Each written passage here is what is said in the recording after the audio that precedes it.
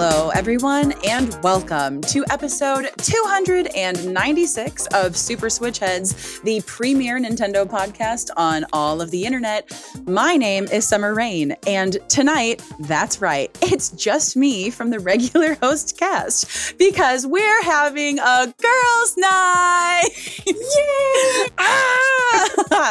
Here with me, I've got friends of the show, Emma Brockway, Vanessa Fernandez, Rachel Kane, and here on the show for the first time, Adanna Ned of AF Narratives, who are all here with me to talk about girly games and the feminine things we love about gaming.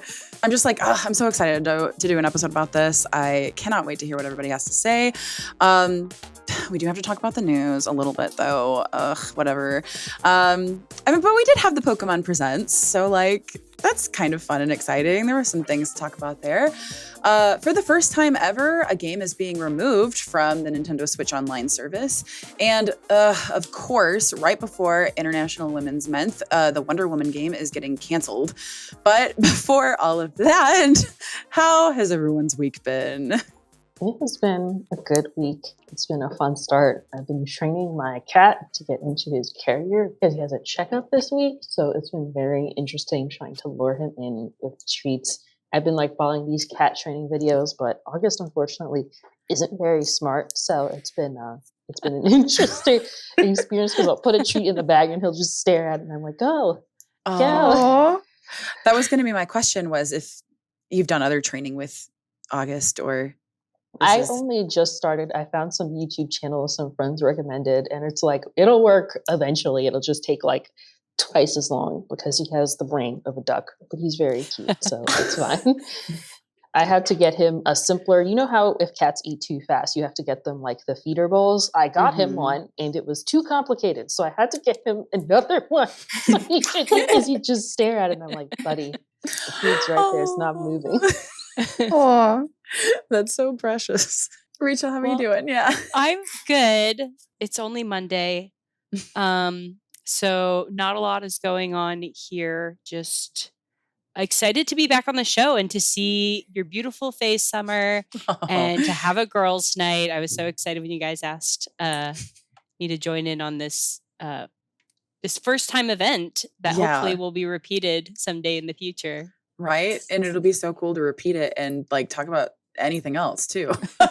Yes. So far, this is the highlight of my week. I'm sure it'll remain that way. Oh, that's right. Really sweet. I mean, high honor. It is a Monday, but yeah. I mean, yeah. How could it get better than this? Just girls talking about games. I saw you guys Summer this week, so that's some insight on how this has been going. I saw Captain America yesterday. It's good. Tried not to get too hyped for the Fantastic Four retro futuristic film because every time I see that trailer, I lose my shit because I'm also fatigued on superhero movies. But yeah, no, I'm getting into it again. That thing looks beautiful. But yeah, maybe this next Marvel phase is I'll look at it. Maybe I'll look at it. We can only hope. I hear you on the superhero fatigue. Yeah. My week's been good. Not a lot going on. Austin can't decide if it's cold or warm, so that's always fun. But other than that, it's feeling like spring, and it's been a pretty good week. Yeah, we had what we call the first fake spring up here, and we're back to winter again. Vanessa and I hung out this past week. The editor David came up and brought us together, and it was kind of funny because the first time Vanessa and I hung out, we didn't really see each other, so we didn't really meet each other. And this time we actually hung out. We're oh, you're cool. I'm damn, why haven't we cosplayed yet? Right? We're gonna have to go to ASEN together. So so that was a lot of fun. David was in town this past week, hung out, played games. Went to an arcade bar that also has a pop-up bar, and the theme that they have this month is It's Always Sunny. So the whole thing is Always Sunny themed. And I'm kind of obsessed with that. Yeah, that's me. moving right along. If you enjoy listening to the podcast, it's super helpful for you to support us in all the different ways that you can find us. Share the podcast with a friend, leave a review on Apple or Spotify, post a comment on Reddit. We are also an entirely self-produced podcast, so if you are interested in supporting us monetarily, you can head over to our Patreon and chuck us a buck. And of course, especially this week, if you want to see our beautiful faces, you can head on over to our YouTube channel to watch us there and give us the old classic like, comment, and subscribe. And with that, it's time to talk about the news. First up, Pokemon Day. It is a holiday, February 27th, and it was just this past Thursday. It was Pokemon's 29th anniversary, and we did get a few trailers and announcements. Did get a new trailer for Pokemon Legends ZA. Got a little bit more information on what that's going to look like. Are any of you excited for Legends ZA? Yes. Yeah. Oh, yeah. I really loved the original Pokemon Legends Arceus, and I'm really Mhm. interested Yeah. to see what they do because I liked how like wide open it was because I know they have the zones in the city, but I kind of miss when you were like walking around, like watching Pokemon just interact, getting chased down by all the parasites that hated your existence.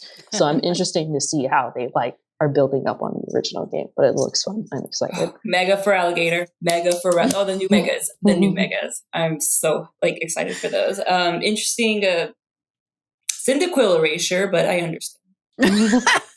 It is interesting that they picked 2 Johto starters, right? But I think Cyndaquil got that treatment with like the Hisuian type Yes. versions. Mhm. They got their moment with that. Okay. Right, we already got That's probably why they did that. Yeah. Yeah. I'm honestly very excited for it. I know some people wanted better graphics, but what did you expect? It looks like it's going to be a fun game. I'm excited to see if they've changed like the city versus the zones because it doesn't seem it seems less of a hub and more of like everything's based there. So that'll be cool. Right. Also, I just want to say if there was any episode to cover Pokemon news, this is the right crew for it. Yes, because potential new listeners, the regular male cast doesn't really care for Pokemon, at least new Pokemon stuff. So like we've got the right gang here. It's true. It was a good trailer. I don't necessarily play the other games as much, but ZA looks really cool. I'm playing the Pocket TCG game right now, and that's super fun. So it's That is exciting to fun. see news for that. Yeah, right. Yeah, we've got the new booster Arceus, however you say it, which I'm really digging right now. I know Emma and I did both just get the brand new Mega or whatever they call the EX Like pretty card. Arceus card that gives you the cutscene. Yeah. Yeah. Yeah, I actually thought the trailer looked really good for Legends ZA. I thought it actually did look like visually, like graphically a lot better than the most recent Pokemon games. We do know from the Terra leak that they gave this game more time to cook. And by them not actually giving us a perfect release date, like an exact date, means that, okay, they're going to release it when they're going to release it, or at least, that's my hopium.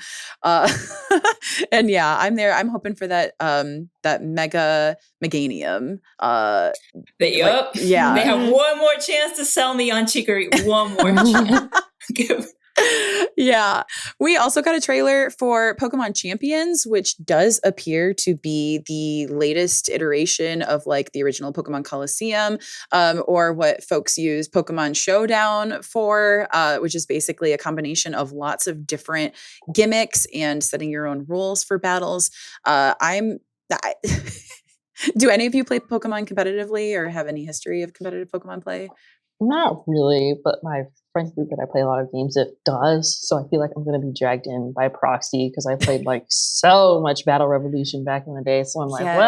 well, I guess I gotta learn all of the new, like what the new Pokemon meta is. Mm-hmm. I want to get into it. I just don't have like people, and I don't mean like, okay, find people online. Like, no, I'd like understand. to have a group get together and do it. Yes.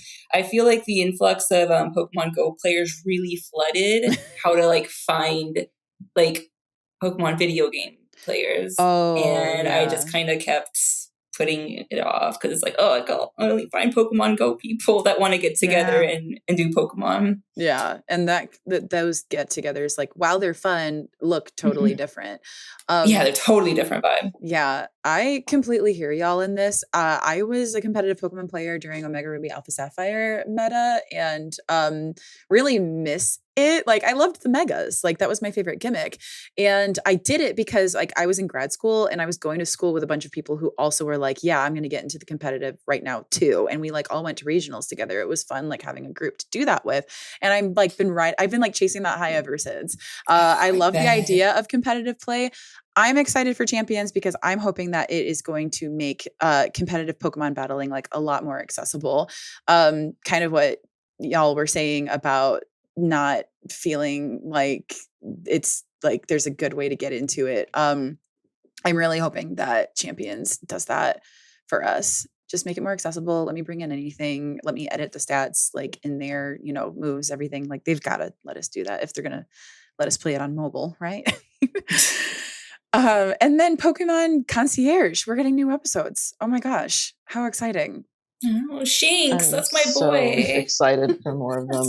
I was like laughing at like the one episode that had the Pikachu with anxiety. I was like, wow, times are so wild that even the Pikachus have anxiety, but it's just so cute, and you can like see all the detail they put into making the Pokemon and its stop motion. I'm just like, I needed more of this injected into my veins. Mm-hmm. The stop motion is really adorable. I'm excited for new episodes. I think it's also just good to have, Pokemon Company loves to put out as much media as they can, but an alternative show to the anime where this is very accessible, it's a small dose, it's cute, you don't have to know anything. So I feel like that's a really good entry, again, for all the people that started with Pokemon Go. And they're cycling with like different art directors and just experimenting with just how the brand looks. Like, okay, if you're 5 years old, we have something for you. If you're like a millennial, we have something for you. Like, it's like refreshing. And why should it stay stuck in 2000?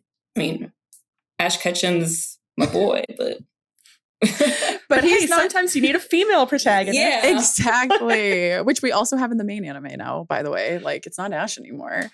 Well, if we don't have anything else about Pokemon, we can move right along to Super Soccer is being removed from the Nintendo Switch Online service. If you check the official game page, the service notes that the title will be removed from the digital game library on March 27th, 2025. Super Soccer is a Spike Chunsoft game. That is the only thing that I can think of that would lead to this. Did any of you play this game? Mm-mm. Cool. Nope. Great. Maybe we can just chat about like just the idea of a game leaving NSO. This has never happened before.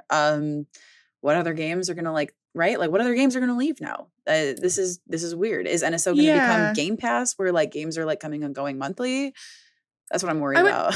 I would hope not. The original selection of games, it seemed like they were trying to be very careful to only put properties they had all the rights to. Yeah. That's why it seems like some things are missing. So I wonder what happened here, where if it is like a licensing issue, who dropped the ball there? I feel like they didn't want this to be something that happened, but yeah, it's like you can't really find any other information about it. Like nobody's really commented on it other than just, no, it's going bye-bye. Weird, something to think about. Hopefully it doesn't happen again. Moving on. Yeah. The day that we're recording this episode is the anniversary of the Nintendo Switch coming out. So March 3rd, 2017 was when the original Nintendo Switch came out. The Switch is, in fact, 8 years old. I got my Switch not on day one. I think like a month after it came out was when I was like, okay, I can't wait to play new Nintendo games anymore. I'm getting this Switch. And it's been my primary gaming ever since. Is this the part where I say that I still think Fire Emblem Three Houses is my favorite Switch game? Or anytime is the right time to say that. I'm a bad Fire Emblem player. I still need to finish it because I like did the thing where you like max out everything, and I got like everyone into Blue Lions, and then I was like, I'm gonna take a little break. I've been grinding fishing for hours. And then I never got back to it. And then I was like, I should probably get back to it before the next Fire Emblem game comes out. Next Fire Emblem. I guess next, if you want to count. If you want to count Fire Emblem Three Hopes, which was the Muso spinoff, it doesn't help. You picked the longest route to play. Yeah, first, that's the Blue I learned that the hard way, and I was like, I'm gonna be here forever. Does everybody want to see what their favorite Switch game is? Can you do that? Oh, that's hard. Is that too much pressure? That's so hard. Sunbreak. I feel like I have to say Tears of the Kingdom because that was the one I was like the most looking forward to. I was like counting down the days until May. I went to the Nintendo store like on opening day with some friends. Like took an Amtrak up to New York, went there, waited in line. It was so funny because since so many people came, they were like, yeah, so you had to actually go on the Nintendo app and then get selected randomly.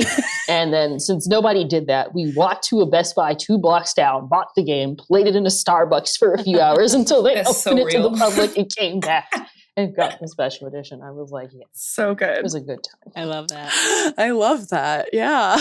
Mine's got to be Animal Crossing. It was a special time when it came out. The world was really different. Yeah. And I made some friends during that time because of that game.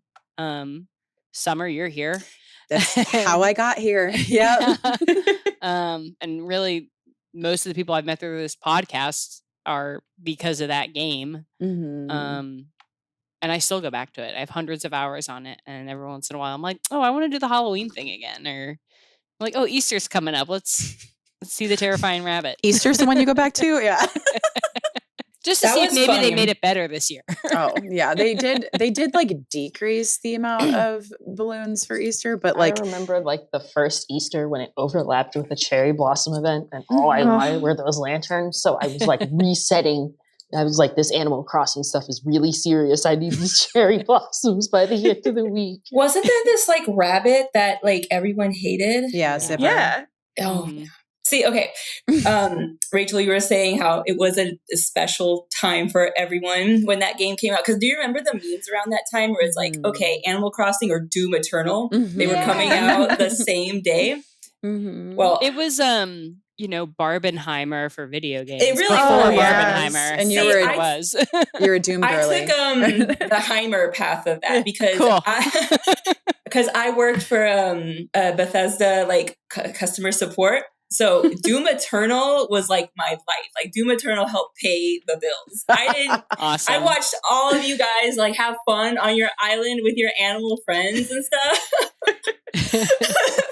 And I was just like, I'm just trying to answer these tickets to get people back into their Bethesda accounts so they could play Doom Eternal and Fallout. And so when that rabbit came up and I saw all y'all having a horrible time, I was like, there you go. Yeah. Suck it. That's so funny. It's a really specific memory. Yeah. That's why it's so funny. That's so specific.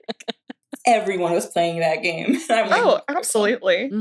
Getting Raymond was like the ultimate thing, and you'd see people selling for like millions upon billions of bells. I have Raymond in boxes.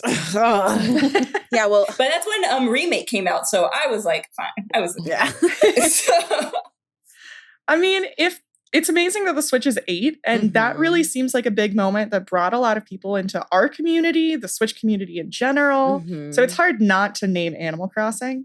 I think Fire Emblem and Xenoblade Chronicles still are above it, though, in my opinion. Yeah, and I mean, that could still change for you, too. We got Xenoblade Chronicles X still coming out.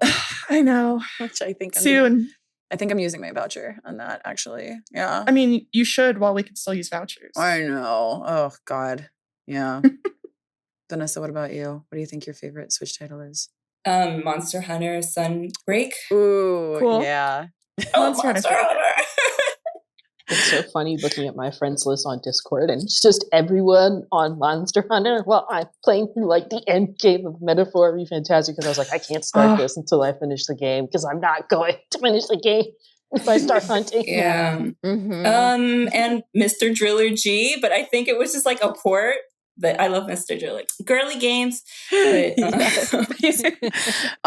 the PlayStation VR 2 is getting a permanent price cut. It's going to be $200 cheaper. You can use this headset with both your PlayStation 5 and Windows PC. It wasn't uncommon to see the PSVR 2 drop by $200 during holiday sales, but Sony did announce that this is a permanent price drop. Do any of y'all do any VR gaming? I don't. Not really. Are you going to buy it now that it's cheaper? No, to be honest.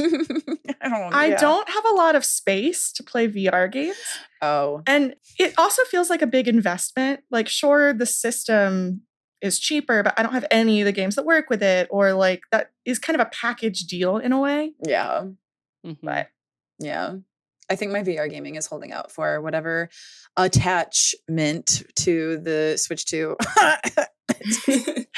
we might get. I know if we get a cardboard attachment, that's how I'm going to play. Okay. I mean, Labo exists. I know. Right. I know Labo exists, but I think that was like the test run to do something like serious with the next system, maybe. Yeah, I mean, that Maybe. solves my problem of it being a package. Like, I already have all the Nintendo stuff. If they do something, I'll try it. Yeah, exactly. If they add VR to games they already have. They add VR to Pokemon Legends ZA, so you can see yourself getting chased by a Totodile in real time. If I could throw a Pokeball, if I could kiss Professor Sycamore, that's what I'm using VR for. I will say I am glad that there is like a price cut, that it's getting cheaper, because I do think VR has been very expensive. Yeah. And if it is cheaper, more people will get into it. Yeah. It is interesting to see a price cut with something like tech right now, too, with all of the talk about tariffs, especially with electronics right now, right? So seeing a price cut to something is almost like, wait, hold on. That's not what I was told would happen. They're also like really, right? Does that mean like Sony is just like really eating that money? They need to get these things out there, you know? Interesting. Okay, moving on to Warner Brothers Studios closing their video game development, laid off a bunch of people, canceling a bunch of games, including Wonder Woman, which sucks because, I mean, I don't know that I was going to play it, but like it didn't look bad. I know that a lot of people were really looking forward to the Wonder Woman game. And seeing these games like get like almost completely developed, like didn't that happen to like wasn't that like the Batwoman movie? It's just like almost a similar thing in my mind. Tax write-offs, right? Yay. Oh, yeah. Done. I think they did Coyote versus Acme too, that movie. Really? Mm-hmm. Okay. And for these projects to be like completely developed and then done and canned. And then canned for what reason? Like, and the teams can't even like show that off on their portfolios. That's all that time. That's that's just awful, gone. Right? It is giving like a loophole. Yeah. Like, it's something. But the CEOs need their 47th yacht, guys. We must think of the CEOs. True. What are we thinking here? You're so right. You're right. Because if the game doesn't get published, that means there's no credits that are published for somebody to actually even add that to their resume. But I mean, if your portfolio is suffering and they think the studio isn't producing enough, why not put out one last thing and recoup some of that? It feels really not useful to cancel things when they have a game almost ready. Yeah, it definitely gives like producer decision of like somebody who has no business being a producer that like doesn't understand it feels like bad business, right? Especially with like an IP as big as Wonder Woman. Like that alone sells itself, even like before you had the coolness of the Nemesis system, which is also like stuck with Warner Brothers until like 2035. So gotta love CEOs. I mean, there's been so many different layoffs and it's so unfortunate, but I feel like it's the same conversation over and over of this seems like a bad decision, but what can we, the consumer, do? I guess what the consumer can do is just harder support indies, right? Just keep supporting cool indies that we see, because I do think indies are like the future of gaming. AAA games are just getting way too expensive to make because they have to look perfect or whatever. It's not that they're not good games. They're just so expensive to make anymore. Yeah. I think GTA 6 is going to be the only game like that and the last game like we're ever going to see. It's just not going to happen again. Ooh. With the way everyone's budgets. And that trailer looks incredible. Yeah. That thing looks amazing. Yeah. Immaculate already. But I don't think we're going to see something like that ever again after it's released. I totally believe that. That makes perfect sense with all of the hype around GTA 6. And I think it's just like, and knowing like the sell rates of previous GTA games. I mean, GTA 5 is like one of the best, top selling games literally of all time. So like you already have the install base and people have been hyping for it for years, but I would be willing to bet, I think those are sales numbers to follow, like compared to the development numbers. That's really interesting. That will be one to watch in that way. Mm-hmm. Yeah. And one last news item, Call of Duty, if there was a game that we knew was going to do this, Call of Duty is using AI. Boo. There's a bigger conversation here, obviously. And we've talked about AI a little bit, and lots of games have been using, like, when we hear AI, right, we're usually conflating it with generative AI and what's using assistive or generative. Yeah. Right. I think that's the big split. Yeah. Because like video games have been using AI for like literally like 2 decades now. It's just the formatting of how it means. And I think what we're talking about here with Call of Duty is, they're using generative AI. And just part of this bigger conversation, like how this came about, Valve now has a policy that requires games that are using AI to disclose that on the page for the game. So that's how we know. People have suspected AI in Call of Duty just because we literally like have training for that of how to spot AI. I literally have to sit through like an AI, like how to spot AI training in my own job, which I'm grateful I have that kind of a job that's like, this is how you find out if someone's using AI as opposed to this is how to use AI anyway. But there's also a badge now that you can use in Steam. You can, so we're seeing that with indie games now that you can like be verified that you didn't use AI in your game. Yeah. Who's got thoughts on this one? I mean, I think it's good they're requiring a badge or some disclosure. I do think that's going to be a harder conversation as every industry figures out how do you interact with AI. Mm-hmm. But I do think it would be nice to figure out how to kind of determine if people are using it as an assist kind of AI or versus generative AI. Mm-hmm. At least like within other industries, I've heard a lot of things of like, how can we use these tools, but still be using our ideas and it's our property and you are still creating the content, but the world is moving forward. At the same time, it's nice to know, oh, this game is using AI in some form and this other game isn't at all. Mm-hmm. That's great. But I don't really know how to feel about it all yet. If they are actually using generative AI, then that's not great. Yeah.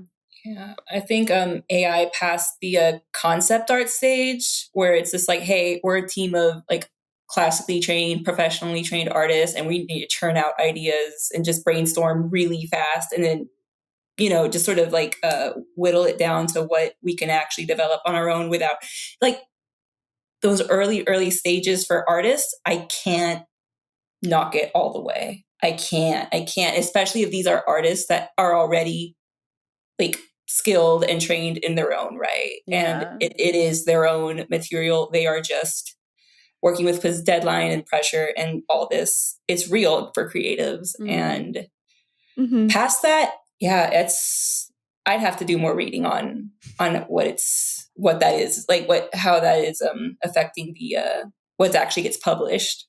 Because I think I have an eye for like, okay, what's AI in terms of art, like what I'm seeing, but on the level of like, okay, I'm playing video games and this is AI, I'm not really there yet on being able to spot that stuff. So I'm just being honest about the very like the base elements and very early levels of development that artists have to deal with.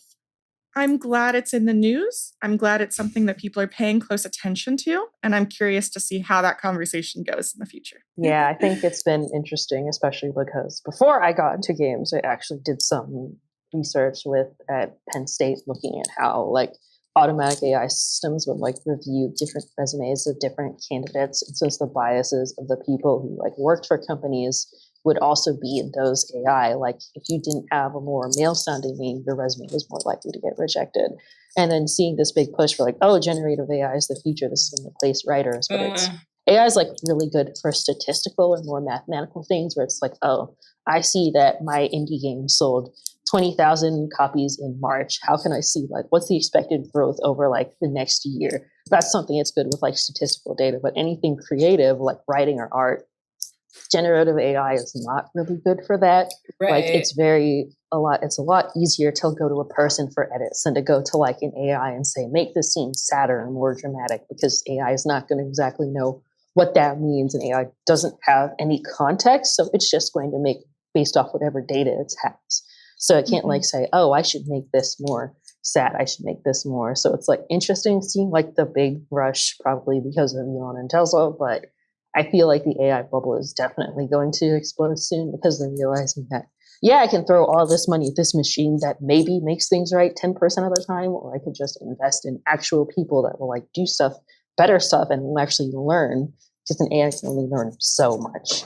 It's nice to talk to people about this who have thought about it a little bit, because I bring it up at home around my folks or something, so little glaze goes over. And Adanna, I really like your point too. Yeah, it can be useful for things that kind of have like more of a right and wrong, but for art, like, let's be real. Like we should be using AI to give ourselves time to create, not replace the creatives. It's ridiculous. Cool. Well, now that we've solved the problem of AI on this podcast, and that's our opinion, and that's our official opinion, and we won't be taking any notes, we're going to take a short break. But when we come back, it's time to get into the girly girls. We're going to talk all about girly games, feminine stuff that we like in games, and just getting into the just us girls talk. So see you in a bit.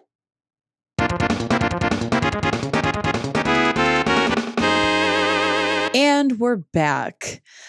That's right. Tonight, I am joined by all of these beautiful, talented, stunning, incredible, no notes, boots the house down ladies to talk about girly games and just being femmes playing games, what that's like, what some of our favorite games were growing up. Were they girly? Are we playing girly games now? What are the feminine things that we like in games?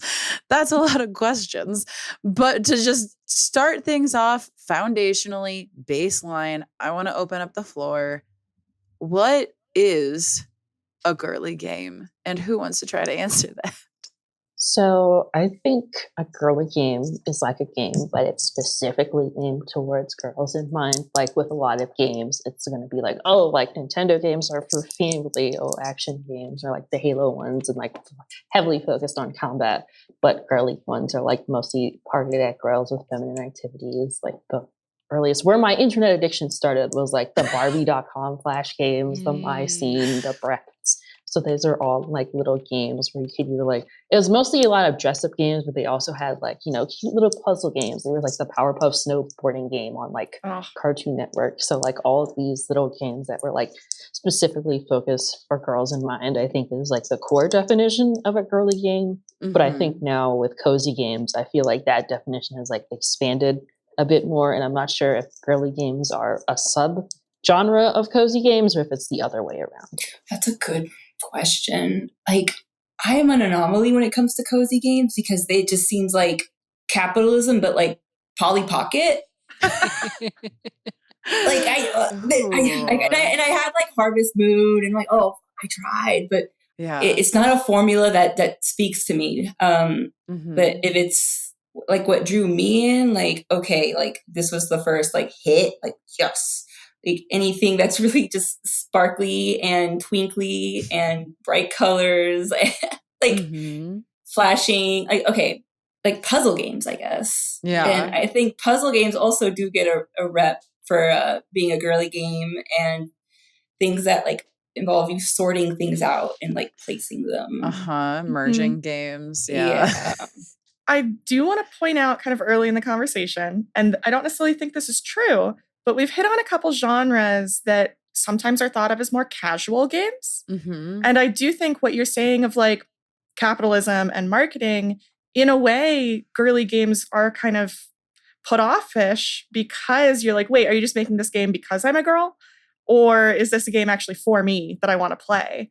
Like the veneer of can we sell this to women versus what do women actually want to play? Mm-hmm. And I think as we talk about this, it's really interesting just to think of like, not all women are casual gamers, but I do think girly games do inhabit that space. Mm-hmm. And they're not necessarily mutually exclusive.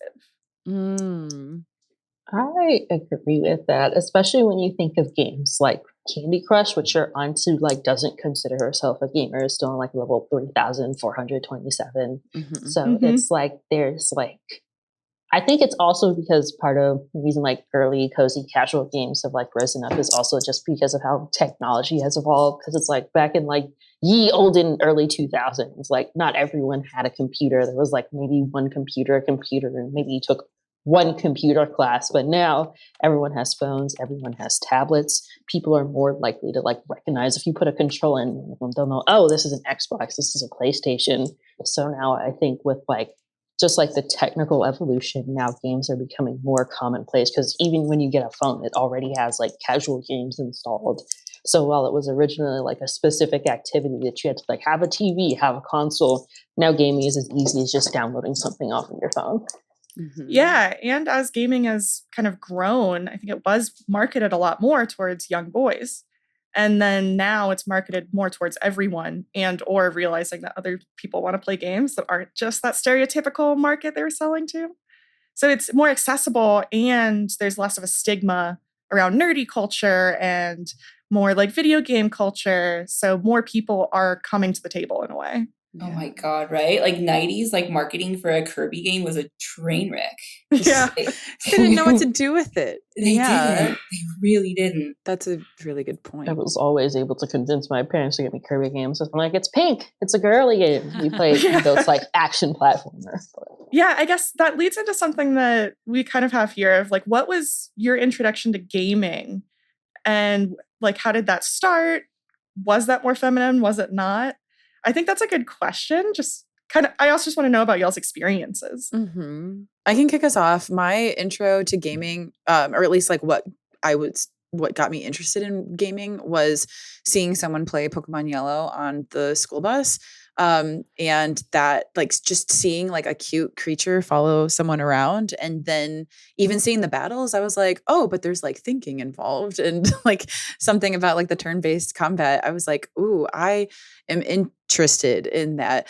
And so I like I did all my research about how much it costs. And I told my parents, like, I am saving up for this. And then when I saved up enough money, my parents bought me a Game Boy Color and Pokemon Yellow. They also bought me Super Mario Brothers because they were like, well, this is the game that you actually have to play first. Because my parents had an NES and then they brought the NES out.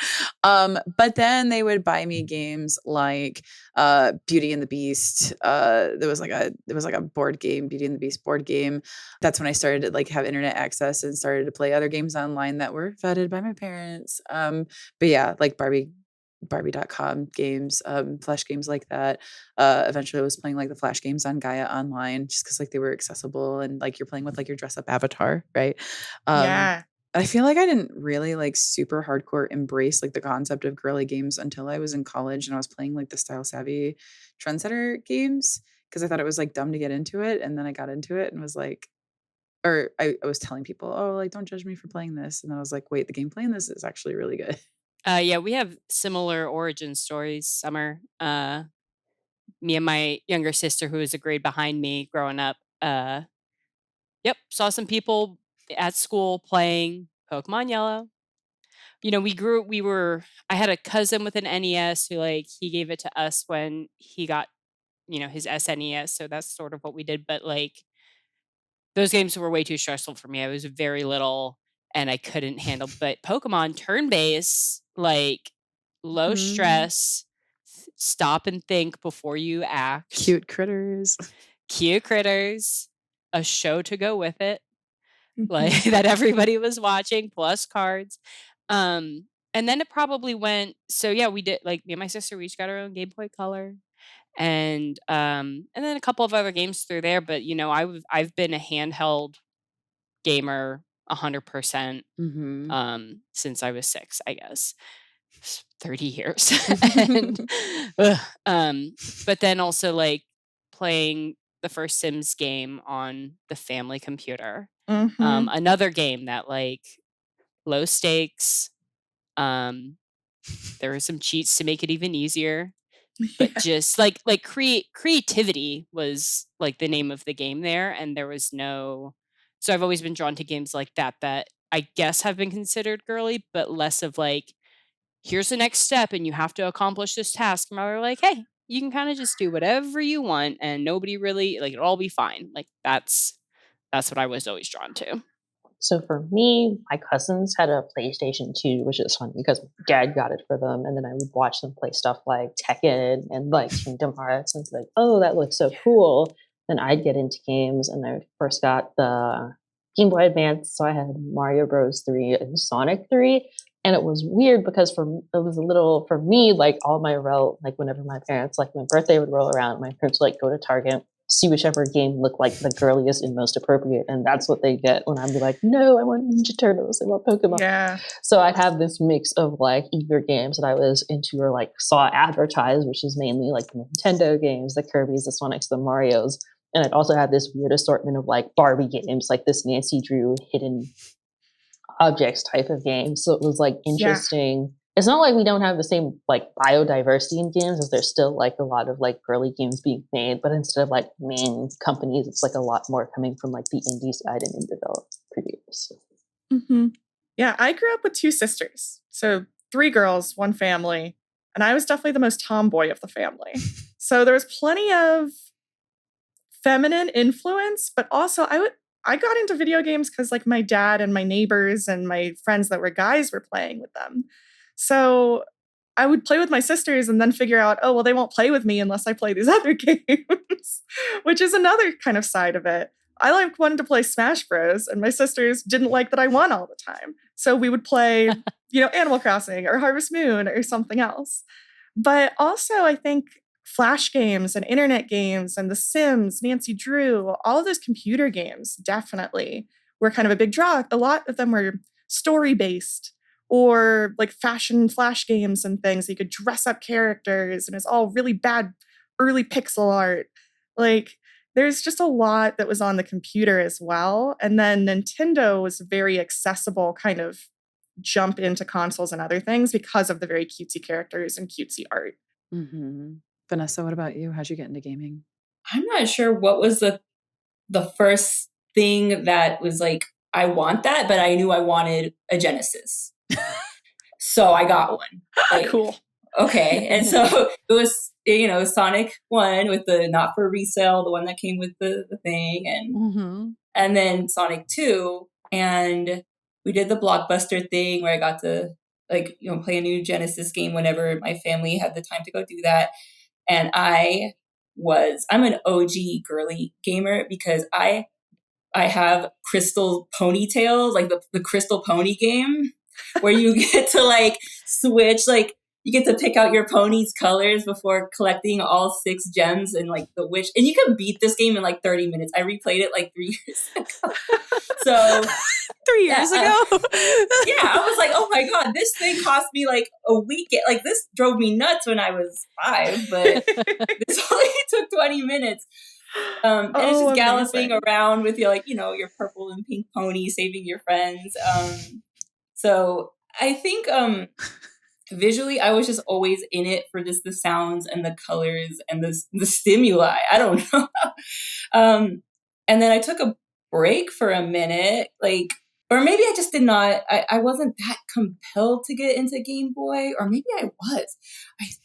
Because I was also one of the houses that got the Pokemon promo VHS. Do y'all know the one I'm talking about? Yes. Yeah, I was cold called by that. So that thing showed up in the mail months before Pokemon, I think hit mainstream, the rollout, right? And it worked. I was like, I don't know what this is, but you're right. I have to join Ash and Misty and Pikachu. And that totally worked. And I think that was also what got me into anime. Oh, definitely. From that, I also went to Blockbuster and, you know, did the Ranma and the anime section stuff there. But that's like, that's not gaming, that's other stuff. But Pokemon kind of like awakened like the gamer sleeper cell in a way.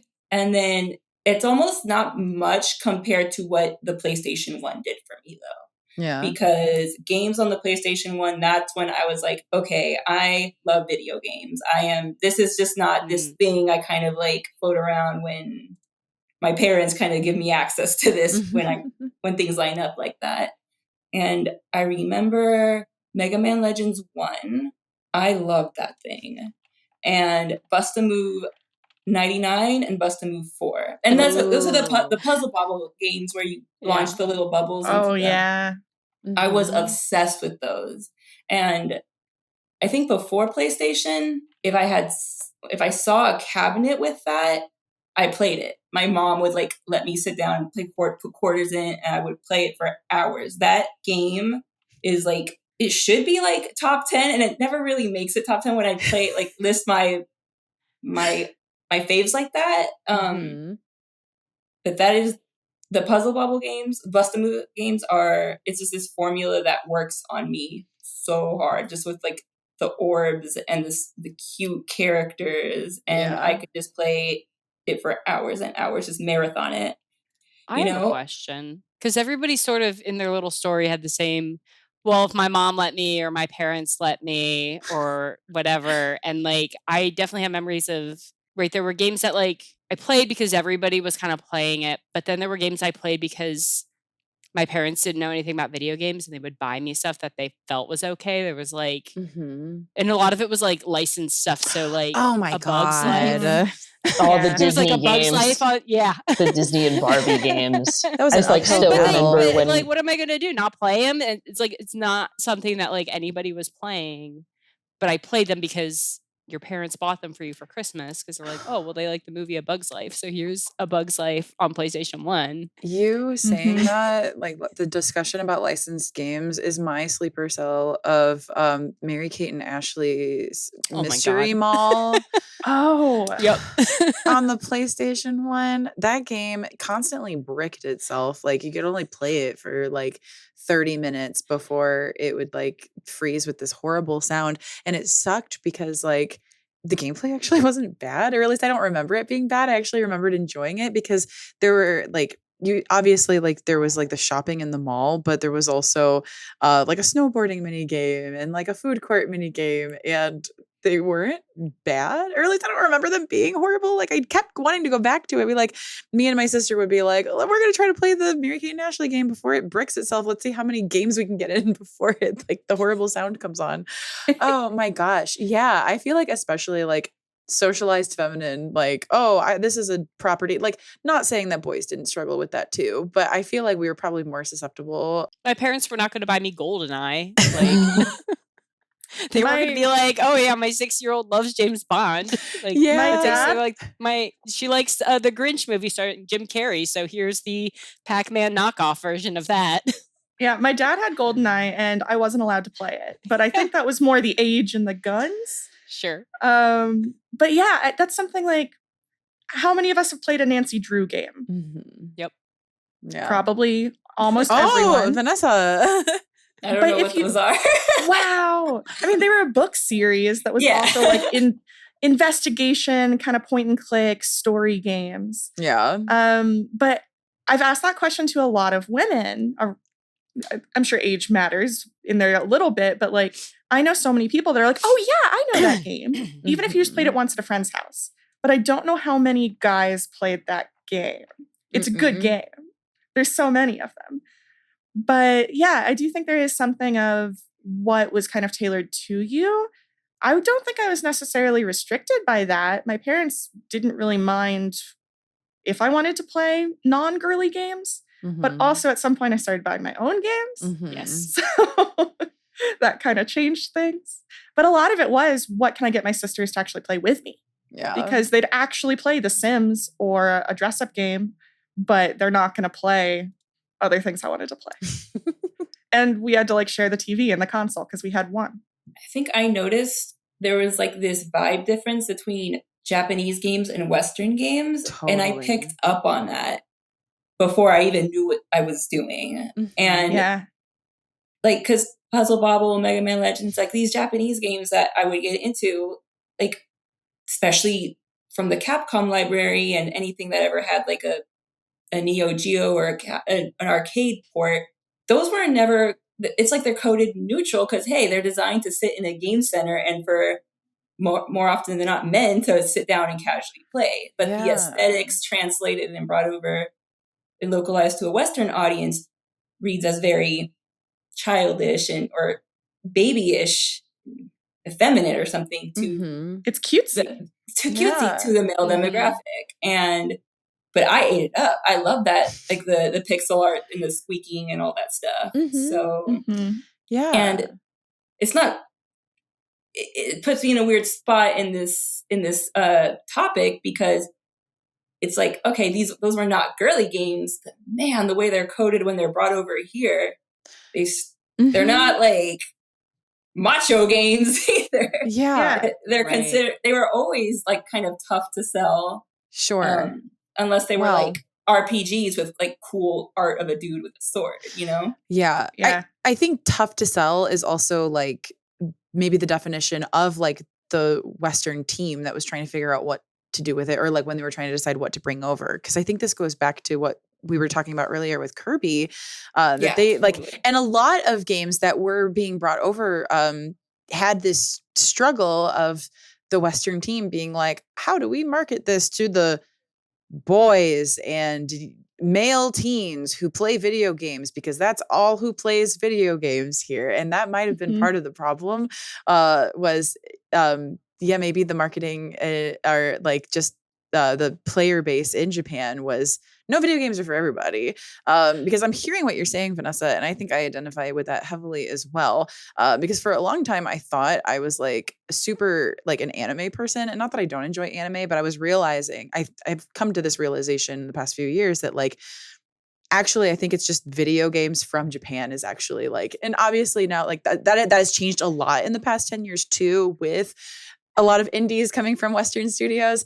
Back when Western studios thought that they could only, machismo stuff. Like most of my favorite older video games are from Japan, because it actually is like well documented how more important fashion and style is in games coming from Japan, and just like culturally like to everyone focused in Japan, as opposed to it's more Western socialized countries.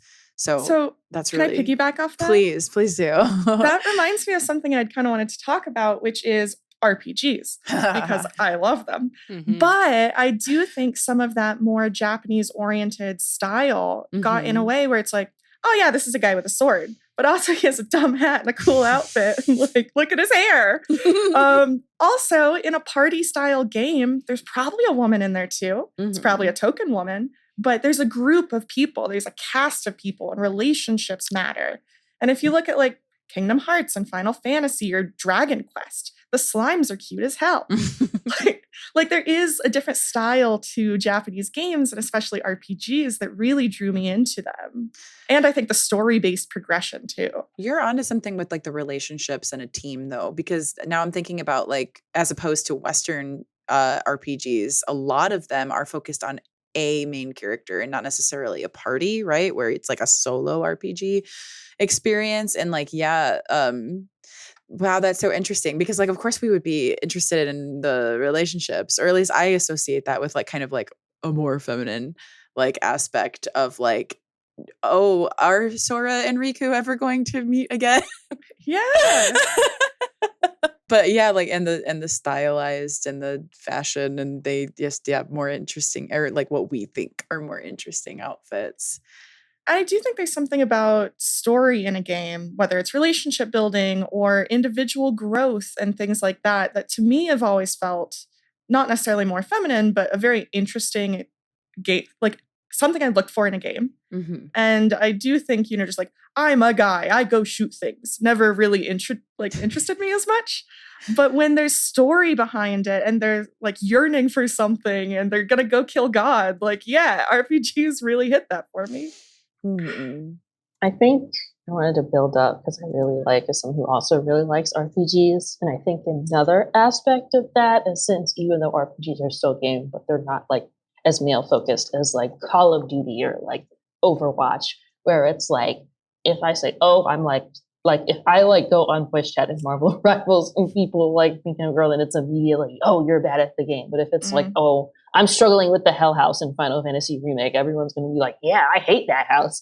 Yeah. So it's like, I think it's also that like it's a lot less mechanically taxing. So it's with an RPG, if you're like struggling with a certain boss, then that's usually because it's intended, and it's a lot more common where it's like with a lot of like more skill focused first person shooter games, people will be like, oh, you're a girl, you don't know how to play games, da da da. But with an RPG, since they're not as masculine, not as like masculine focused, I want to say, then there's a lot more open to like people like actually wanting to like talk to you about it. Like Final Fantasy, for example, especially like Final Fantasy VII, like you have all like the fun fan service that was added in with like Cloud has all these fun new outfits, and of course people love them. So it's like now that RPGs are like more open and like more accessible, you can see a lot more like girls playing them and adding more customization. So it's like really cool seeing how they've like evolved from just being like, oh, these are pixels on a screen, but now it's like there's more relationships, there's more ways you can decorate these characters, there's more ways they can interact than usually, and as you mentioned, usually more women in the cast. Mm-hmm. You hit on something really important there too, which is I think fan base and toxicity of culture, because there's certain spaces that I think I feel more welcome in than others in fan culture, and I don't want to go into a machismo area where people are going to tell me I'm bad at the game because I'm a girl. So I think that's huge of like how you're interacting with people and if you feel welcome in that fandom also. Fandom is girls though. That's true. Fandom is girls. It is. And like, gays and shit. But like, I want to circle back to this in depth because I saw Ace Attorney was one of the girly games. Even though Ace Attorney doesn't feel like a girly game, and even though it's like, okay, I'm going to ramble about visual novels, but like it's really funny because a lot of people like say, oh, I don't want to play a visual novel that's just like looking at the screen, but Ace Attorney is a visual novel, and it's one of the most like popular series ever, and it also has a really strong female fan base, which is really funny because it's like, oh, it's just about an attorney who like solves murders, but it's also really wacky, and they're really good character interactions and relationships, especially with like the original trilogy when you're going through like the telenova of Miles and Phoenix's will they won't they relationship. So I think it's really cool like seeing like how fandom spaces have like evolved and how games have gone from like really like shunning them to now like embracing them, like how like now the official Ace Attorney account is making like Narimitsu joke posts, and like now the official Final Fantasy is making Sephiroth X Cloud jokes. That's insane. So it's like really showing how like more open they are to like the more like feminine sides of like a fandom or a game base, which is cool. Yeah, because like in the 90s, like Nomura, Square, whatever, could have not comprehended so much like Final Fantasy VII Yuri being put out every day. Like, like that team was not designed to comprehend that ever happening to that cast back when 7 launched. But now that's just like the reality of what when you log into your computer, like, sick. Let's just check out my tags, and they're beautiful. Media. You take these beautiful boys and you expect us to not want them to kiss? I want to circle back to this idea that fandom is feminine. Because that's amazing. It is. But you're right. Like the idea of a group of girls sitting around squealing over something, like that has become so embraced in video game culture. But that's all we had. That's all we had because we couldn't log on and show our faces to talk about video games. We'd get nuked, we'd get attacked, we'd get trolled, we'd get doxxed, we'd get called whore, we'd get called everything if we did that.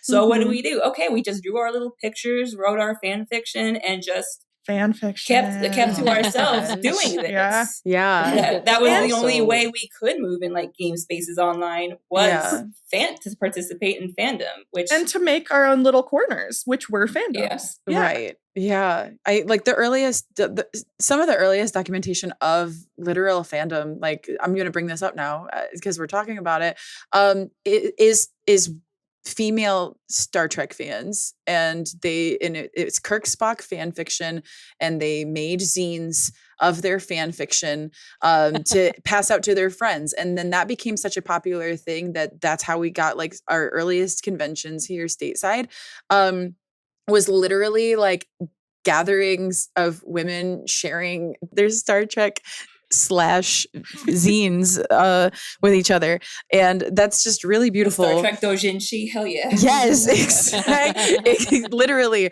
That's how we've always been doing this. It's always been us. We are, you're right, we are fandom. God. I think it's also interesting, like, to build up on how I said, like, how like a lot of video companies are embracing fandom, and I think one of the biggest successful games that's done this recently has been Baldur's Gate 3, like with all the memes, all of the like House and an Asterian memes, because I know a lot of people who like didn't really, like me especially, I was like, I don't know what this game is, but as soon as I saw the hot bill, I was like, well, I'm getting it now. So it's so I know like a lot of people that like just got in on it based on just like the romance options. And they're like, yeah, it's still a combat heavy RPG, but there's a lot of character stuff. You can dress up your character in that cool water dress. You can like dress up your party as clowns. So even though there's like this serious plot heavy focus game, there's still fun silly stuff you can do on the side. Yeah, I eventually came around to enjoying the combat in Baldur's Gate 3. Like, I do enjoy that stuff, but it took me like double digits hours to really figure out what I was doing with all of that. But I was dedicated to understanding the game because of how hard they sold you on relationships. And then I started to learn about outfits and getting dyes for your outfits. Like, that's what's really fun to me in Baldur's Gate 3. I enjoy the combat like now, but it's not why I got into it. I got into it because I was like, I can kiss whoever I want.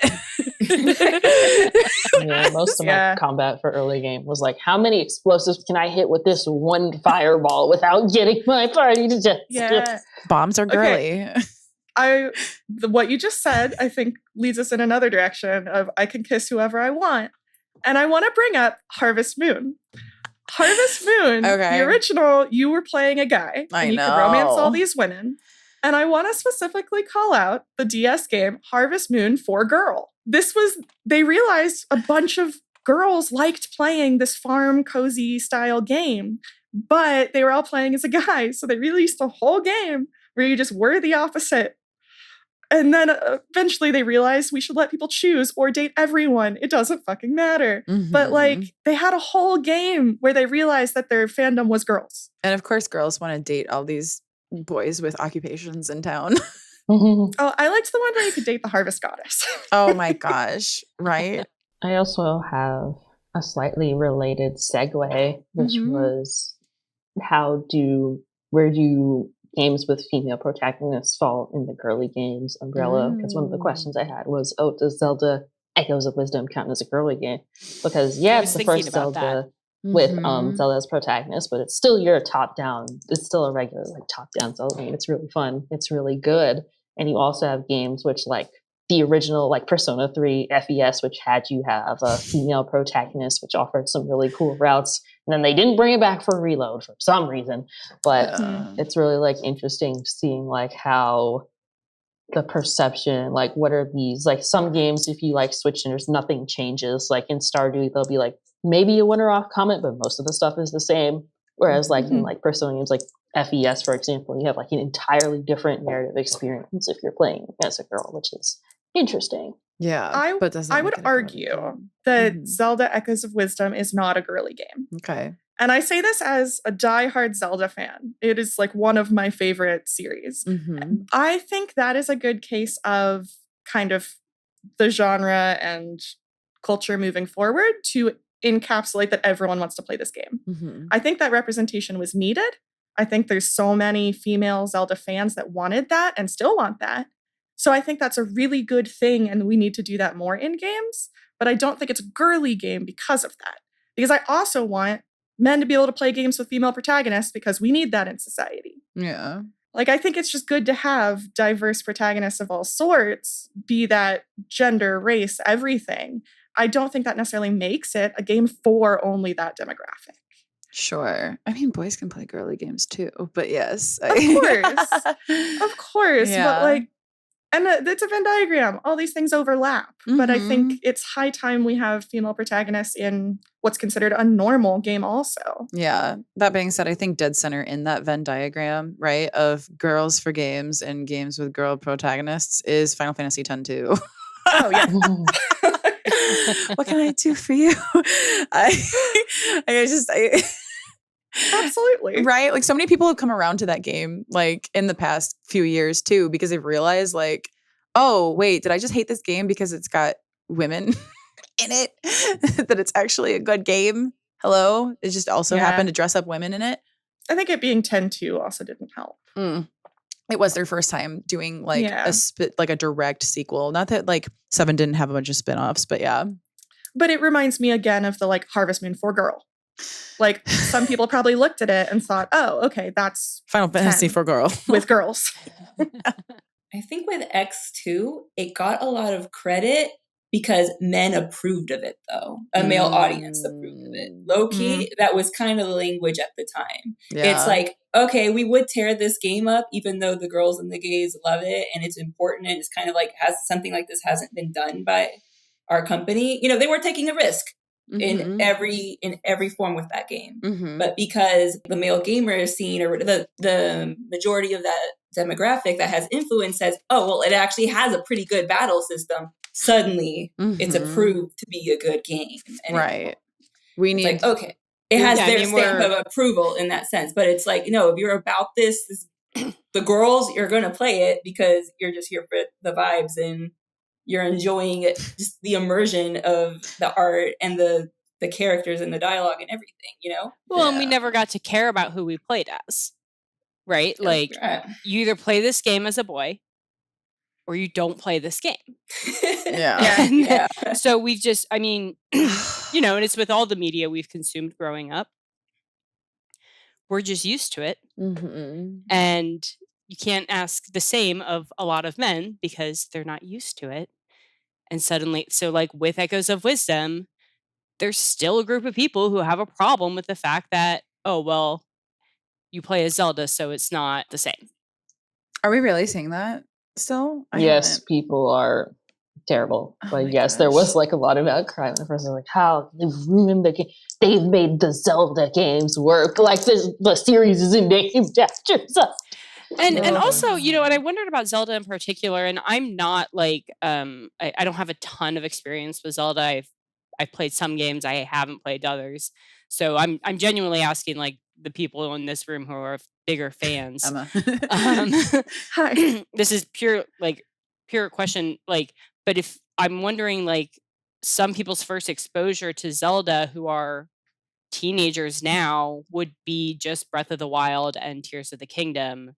And wow, if that's your first exposure to Zelda, it was not mine, and then, one being asked to play a top down and then also as a girl and it's a total, like it's a totally different game, right?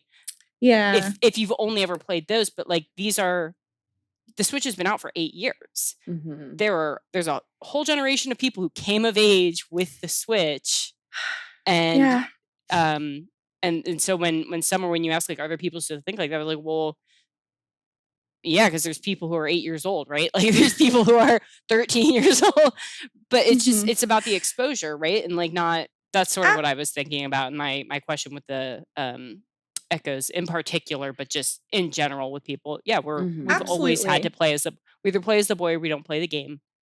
And then the reverse is not true.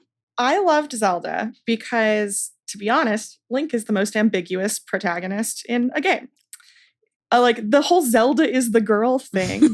Like it wasn't necessarily clear. Link is extremely androgynous, so yeah, and that was by design. It was it was like intentional, so women could identify with Link. I do think like Link's Awakening was also the cutesy art style, so I would hope people who are kind of just now entering Zelda saw that, realized the cutesy style isn't just because she's a girl. But I think that's a really good point. I do think probably the 8-year-olds aren't the ones mad that Zelda. Yeah, and that's an extreme example. But like, people who are 16 half their life playing Maybe. Yeah. a certain type of Absolutely. Zelda. That sort I of think thing. it's more you can kind of flip that of the people who've been playing it forever are the ones of like, how dare you change my media? Mhm. Oh, yeah. Have you talked to a Star Wars fan lately? Oh boy. I try not Well, to. I do all my the time. best not to. Not on purpose. Yeah, exactly. Yeah. It's like I find out after the fact and I'm like, wait, hold Yeah. on. You like Star Wars? Yeah. And I mean, sure, there can always be criticism and direction of games, but if your only issue is that she's Zelda, then there's something else going on. Oh, yeah. there. Look in the mirror, obviously. Yeah. It was never about ethics in game journalism. Yeah. Oh my god. So And I true. think the Zelda thing is also interesting because she's also like in majority of the Zelda games, she's always had like some sort of active role even before like Mhm. Breath of the Wild. Like remember when I was playing? No, it was like Spirit Tracks. Yeah, like in Spirit Oh, Tracks. yeah. for DS, Yeah. Zelda Very and present. like Zelda is like present. She's actually like your partner and who you fight alongside. And in Phantom Hourglass, before she like gets kidnapped, she was Tetra, the pirate captain, who was like Yep. moving the plot forward before the ghost ship was like, nah, you can't have this princess. Goodbye. Totally. Good fun. Have Good fun tracking memory. me for the next I loved 4 those hours. games. I mean, I think it's also worth talking about like games that have included a lot more characters, like Smash and the Warriors games. You can Mhm. play Zelda. So I do think even if people haven't like seen Zelda in the games as much, she's been kidnapped all the time. She's still there. And I think she's very present to what makes the series what it is. Mm-hmm. Zelda and Smash is great. Mm-hmm. Oh my gosh. Yeah, Chic was my jam growing up. Sheik was definitely my melee main. Yeah. Yeah. This is just reminding me of something I wanted to say about Smash before. Like I loved playing Smash and we like would play competitively against each other, but also I would say part of the girly experience of playing Smash was playing with your best friend and playing as Bayonetta and Snake and pausing the game and like in spots where you're trying to make it look like they were getting married or kissing Yeah. or Girl. Photos of Melee where I was putting like I wasn't going to admit Mars to and that, Zelda but yes, together. we did that. Mars Oh, Zelda. I'll admit to it all day, every day. Yep. Absolutely. Yeah. It was like part of it was like pausing the game, taking photos, There's a whole photo mode. They want you to. right? Exactly. Pokemon Snap? No, I don't know. Oh, it's the photo mode in Super Smash Brothers and making characters look like they were kissing or getting married, like as opposed to like actually playing. I was saying that it was still a girly game to me. Absolutely. And my, gay best friend in high school, it was like a coming of age. Well, I think I've loved all of this so much and I would love it if this never ended, but probably should try to wrap things up. Who has some what final thoughts do you want to add about just being a femme in gaming or girly games in general? I think Yakuza counts as a girly game. Oh, I was like, this is my hot take that's been like sitting on my soul. Because you're like Cool. jumping people and like doing all this stuff, but I feel like one of the biggest draws of the Yakuza game is all the fun little side quests you do where you're like helping people like get better at life or and the trying to get the relationships. cutest little thing on the claw machine. And I think that's like one of the fun biggest draws. And I think like one of the like balances I think between like both like I don't want to say like girly games and not girly games, but like games with like a more like male focused audience. It's like less about the relationships and more of like the combat and like the skill level. Yeah. Whereas with Yakuza there is like a skill that you do have to like learn the combos if you don't want the like big guys to like throw you into walls. But there's also a significant part of the story where you can spend just wandering around, exploring, helping people out, connecting with like all the other random citizens. And the focus isn't all just strictly on the combat. Yeah. Thank you for saying that. That's so, God, I'm so obsessed with Yakuza right now. Like I played my first Yakuza game last year and I'm going through all of them now and I'm so Zero? obsessed. Was it Zero? My first one was actually Like a Dragon. And then I went back to Zero because I want to make sure that I understand. Zero's always a fun I want to make sure time. that I understand Kiryu and Majima before I get to the Infinite Wealth and Pirate game. I love Ichiban, but I love just the emphasis on like positive relationships as an adult, like absolutely girly game, up and down all day. Like I mean, I think sometimes it relates a real back. girly game is your bestie jumping out of a pothole to jump you. Yeah. It really goes back to what we were saying, though, of just like Japanese influence on games being less what we're used to as American machismo, and also like being more relationship focused. Yeah. Vanessa, what were you going to say? Oh, I was going to say Goro. Yes. Snack. But also the way they portrayed like the hostess and the bar scene, like how adult workers are in that game was like really researched, and they play it so straight. But it's like really campy at the same time. Like, yeah, there's a lot of times where it could have really gone left and like been fucked up, but yeah, no, they do a really good job of handling that material. Yeah. And I think that's girly. Yeah. Like handling adult topics well, girly. The karaoke. You can't forget the karaoke. Yes. 24-hour Cinderella. Rachel, what about you? Final thoughts? Being a adult woman who games after separating from like the core group I grew up with gaming has been like with anything in adulthood, it's been hard to make other women friends who also do this. And so I'm grateful for this in particular, but this community that, yes, I suppose men built it, but I'm grateful to those men for Super Switch Headz and this episode, and I hope we can do it again. Thank you. I mean, I definitely, my general thoughts on all of this is like, I love what makes girly games girly. I like sparkly fashion games. I like cozy games where I can build a house. But also, I just love that more and more there are feminine aspects on what's considered main culture in gaming. And the fact that there are more women out there that want to play. And I'm not just like having to go over to a guy's house to get them to play Smash Bros. With me.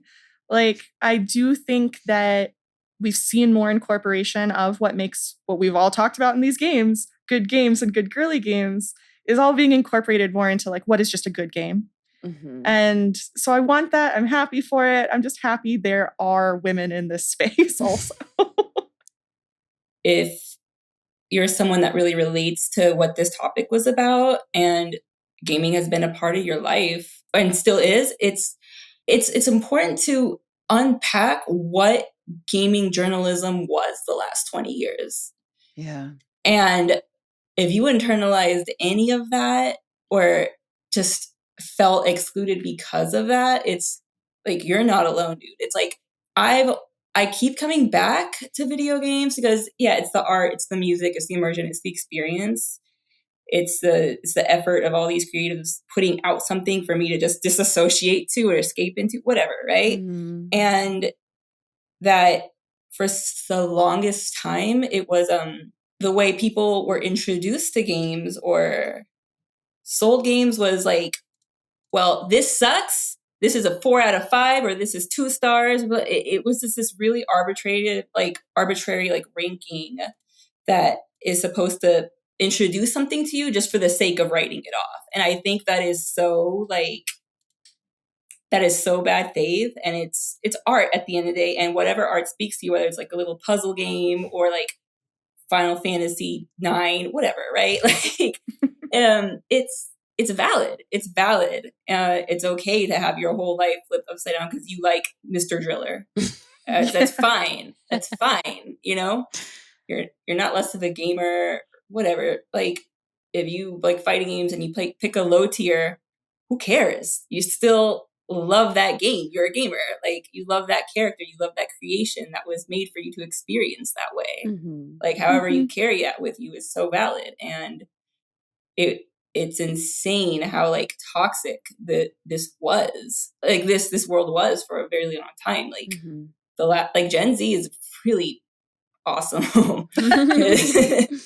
I'll give them that, like, because the trail that millennial journalism left was a train wreck, and I think there's a lot of people on the same page now moving forward on, for sure. Okay, like who buys this stuff, who consumes it and like carries it with them forever, you know? So yeah, I don't know. I'm being wooby. Like, you're valid. Good. Whatever you like is, you're not a fake gamer. You're not a casual. You like what you like.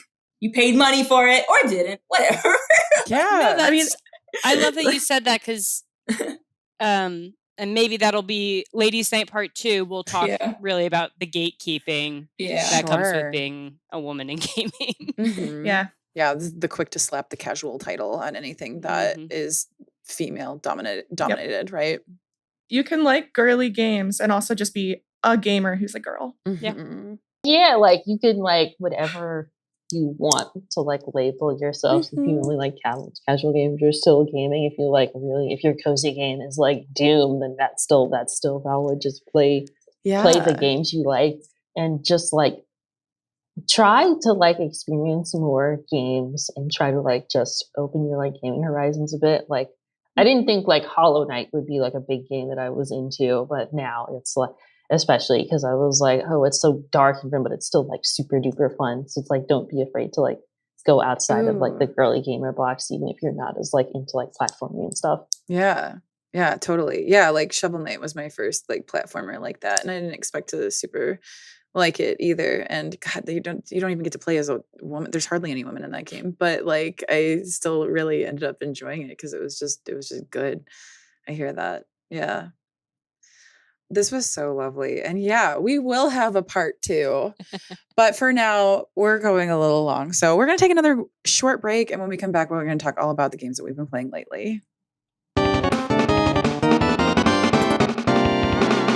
Okay, so one of the worst possible things that could have happened to me last week, and that was Balatro being added to Game Pass.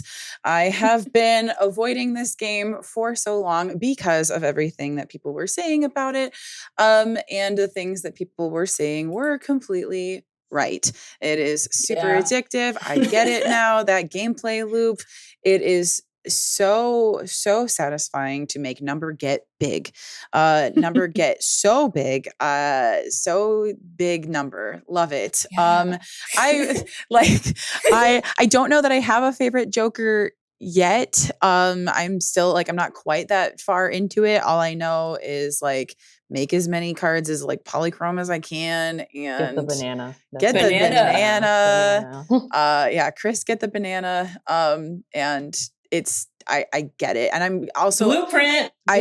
Yeah, I'm grateful. I will say this part too. I'm grateful that it's on Game Pass in the way that it is, and that you have to use a controller in order to play it with like cloud streaming. So there are a lot of cloud streaming games for Game Pass that are like mobile friendly, and Balatro isn't one of those games. So I have to hook up my Backbone to my phone in order to play it. Now it means I'm taking my Backbone with me everywhere, but that also means that I can't just easily, quickly open up the game. I have to be able to like be aware that it's something that I have time like to play for a moment. So that does help me have that little bit of degree of separation of it not consuming me constantly, right? Like having a controller on my phone like while I'm at work is a little different than like just playing a mobile game. So that's that's my take on Balatro. Oh my God. I'd be like, you have a problem, girl, if I saw you on like a controller playing. This is stuff I have to think about. On your mobile in public? Like, shit. Yeah. I mean, they preferenced it, or they led into it with, this was a problem and I knew it. Yes, right? Like that was part of like the beta testing with his family and friends was like, this game is addictive and might be problem. Like Do you play it on the normal speed or do you speed it up? Oh, I have been playing it normal speed. Should I speed it up? Woo! Yeah. Oh. Yeah. In the settings, make the contrast colors so you don't get the spades and clubs. Yeah, you can change the. So yeah, you're just. Oh no! I don't know if I need to hear this. Yeah, no, I frightened someone who didn't know that. They're like, "What are you doing?" I'm like, "Oh wow!" I like just edited my CRT settings like a little bit, so like maybe I'll play with the speed settings now. Other than that, just real quick, while David was here, we did play 4-person Picross S Plus with the I believe it's called the E3 DLC. So wow, 4-person Picross actually like really fun and satisfying. Just like funny vibe hangout time to play with 4 people, and then all 4 of you, once you've solved it together, go, what's it gonna be? And everybody's throwing out guesses that are completely wrong. Wow, like who knew Picross would be like a fun chill party game? Yeah, really satisfying. That's me. Emma, what have you been playing? Awesome. So I started playing Pokemon TCG Pocket, which is great, and has the opposite problem where I can just pick it up anytime. Correct. But luckily there's not too much to do, so it doesn't like draw me in for too long. Right. It's a quick check-in. Yeah. That's super fun and addicting, and I will absolutely log in at least twice a day. I went back to play some Xenoblade Chronicles 3 because I'm looking forward to Xenoblade Chronicles X coming out. Really excited for that. Did you play the original? No, I didn't have a Wii U. Oh, okay. Yeah. I'm one of those people.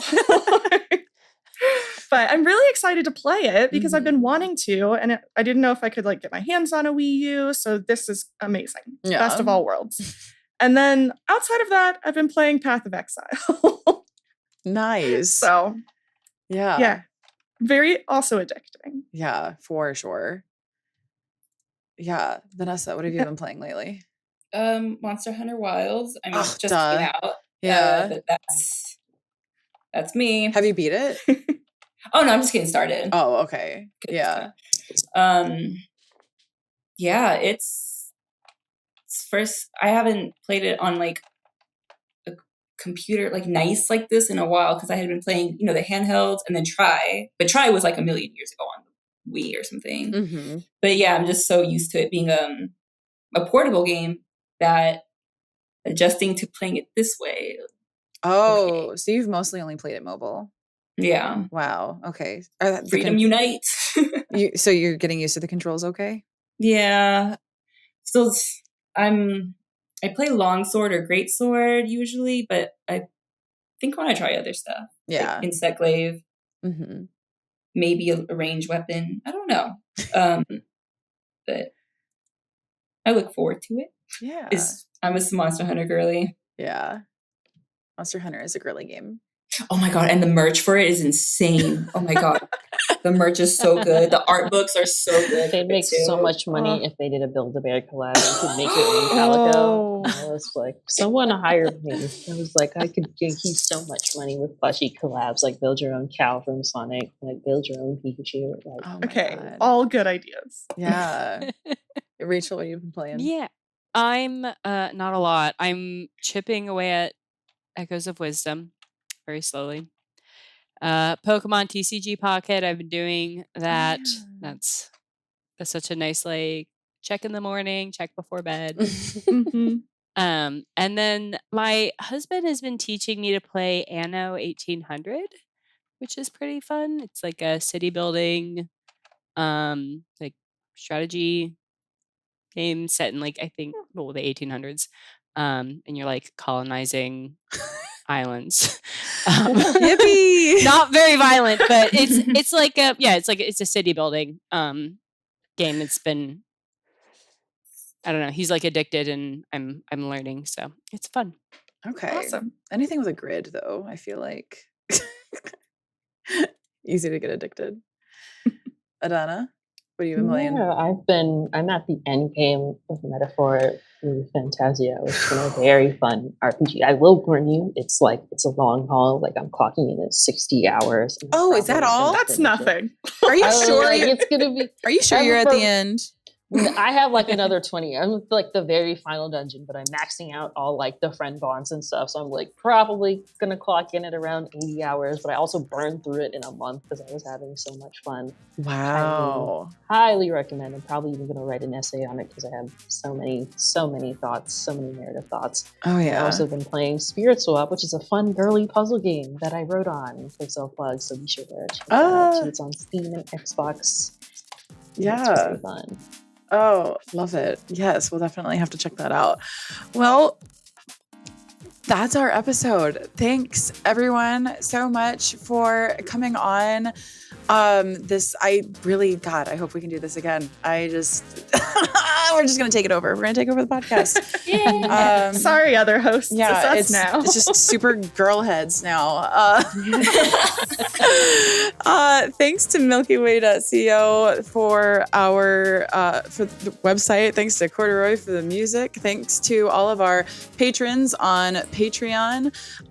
You can find us Super Switch Headz online at our website, superswitchheadz.com. You can also find us at Super Switch Headz on Instagram and just Switch Headz on Blue Sky. And as always on Spotify, iTunes, YouTube. You can also contact us. Super Switch Headz. I'm doing a great job. Super Switch Headz at gmail.com if you want to write to us. You can join our Discord. We have a fantastic Discord community, so definitely hang out with us there. We are showing off all of our great pools in Pokemon TCGP right now. You can find me online pretty much everywhere at Weebwitched. Emma, where can people find you online? You can find me on the Switch Headz Discord as Emma and pretty much nowhere else on the internet. Love it. Vanessa, what about you? Instagram, Vanessa, I think with 5 E's. Rachel? I think I'm in the Discord, but I don't really pop around much. Yes, find Vanessa on Instagram. Rachel, where are you? Not a lot of places. I'm on the Discord as Rach, and then I guess Instagram, Rachel Louise 13. And, I think. Yeah. Okay. And Adanna, I know there's a few places we can find you. Yes, you can find me on the Bird app at AF Narratives 8. That's AF then Narratives, the number 8. And then on Instagram and Blue Sky, it's just AF Narratives. And I'll probably hop in the Discord after this. And that's all the places you can find me. Yay. Yeah, definitely check out Adanna's work. We will be linking it in the show description below.